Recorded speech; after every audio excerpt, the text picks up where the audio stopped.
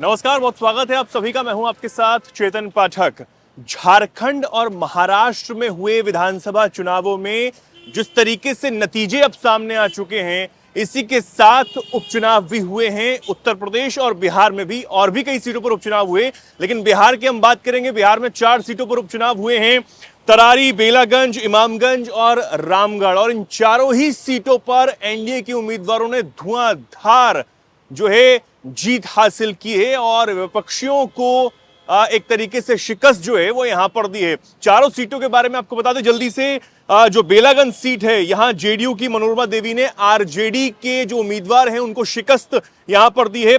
तरारी जो सीट है, यहां पर एक युवा नौजवान जो कि बीजेपी के उम्मीदवार थे, उन्होंने सीपीआई-एमएल के जो उम्मीदवार है राजू यादव, उनको यहां पर करारी हार दी है। इसी के साथ अगर इमामगंज की बात करें तो इस सीट पर काफी कड़ा और बड़ा मुकाबला यहां पर था और यहां पर केंद्रीय मंत्री जो जीतन राम मांझी हैं, उनकी बहू मैदान में थी, दीपा मांझी। उन्होंने बड़ी जीत यहां पर हासिल की।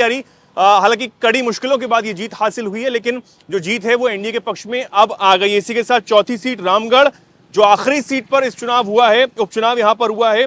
एक तरीके से सांसें रोक देने वाला ये उपचुनाव यहां पर था, लेकिन यहां पर भी बिहार के जो अध्यक्ष हैं जगदानंद सिंह के छोटे बेटे, राजद के जो बिहार अध्यक्ष हैं, उनके बेटे अजीत सिंह सांसद बन चुके थे। और उसके बाद कहीं ना कहीं कयास लगाए जा रहे थे कि उनके जो भाई हैं सुधाकर सिंह की सीट ये बरकरार रखेंगे, लेकिन ऐसा नहीं हो पाया और वो सीट यहां पर हार गए हैं।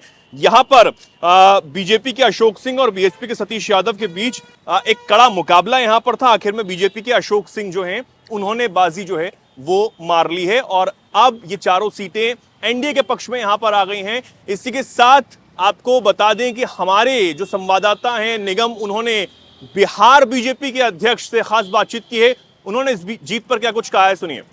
कैसा महसूस कर रहे हैं? 4 सीटों पर एनडीए की जो है जीत हुई है बिहार में। देखिए, बिहार की मतदाता ने जिस तरह से एनडीए के प्रति अपना विश्वास जताया और 100% सभी सीट पर हम चुनाव जीते हैं, ये आने वाले भविष्य का संकेत दे रहा है कि 2025 में एनडीए भारी बहुमत से नीतीश कुमार जी के नेतृत्व में सरकार बनाएगी। मतलब 25 से 30 फिर से नीतीश जो नारा लग रहा है, एकदम एनडीए एकदम बहुमत के साथ, मजबूती के साथ जो है सरकार बनाएगी। सर, अभी जो है हम लोग देखें कि जदयू के कार्यकर्ता इस ऑफिस में आकर जश्न मना रहे थे, तो कहीं ना कहीं जदयू और बीजेपी अलग अलग नहीं होकर के एक ही मैं बता रहा हूँ, ये एनडीए का आपने नया चेहरा देखा है जी। मैं जब से अध्यक्ष बना हूँ भारतीय जनता पार्टी का, हमारे भारतीय जनता पार्टी के एक एक कार्यकर्ता को मैंने एकत्रित करने का काम मैं कर रहा हूँ।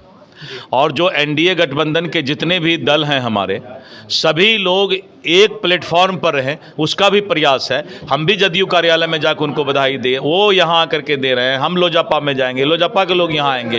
एक परिवार, एक घर, एनडीए परिवार।